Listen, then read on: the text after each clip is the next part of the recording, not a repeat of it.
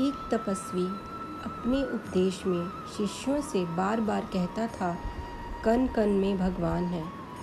संसार में ऐसी कोई वस्तु और स्थान नहीं है जहाँ भगवान ना हो। प्रत्येक वस्तु को भगवान मानकर उसे नमन करना चाहिए। यही उसकी शिक्षा का निचोड़ था। उनका एक शिष्य कहीं जा रहा था। सामने से एक हाथी तेजी से दौड़ता हुआ आया। महावत लगातार चिल्लाए जा रहा था, हट जाओ, हट जाओ, हाथी पागल हो गया है। शिष्य को गुरु का कथन याद आया। वह वहीं खड़ा रहा, यह सोचकर कि मेरी तरह हाथी में भी भगवान का वास है। भगवान को भगवान से कैसा डर। वह रास्ते के बीच में ही डटा रहा। यह देखकर महावत क्रोध से चिल्लाया, हट जाओ, क्यों मरने पर तुले हो। पर शिष्य अपनी जगह से एक उंगल भी इधर से उधर नहीं हुआ।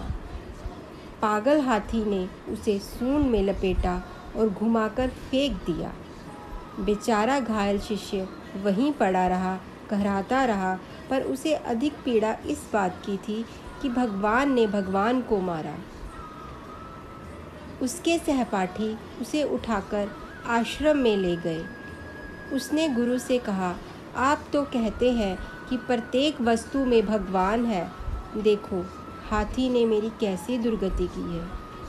तभी मुस्कुराते हुए गुरु ने कहा, यह सत्य है कि प्रत्येक वस्तु में भगवान का वास है।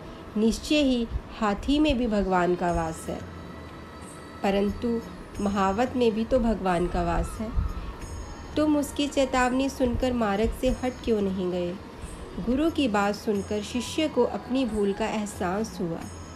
इससे हमें यही सीखने को मिलता है कि किसी शिक्षा को आधी अधूरी समझकर उसे प्रयोग में लाना बुद्धिमानी नहीं, मूर्खता है।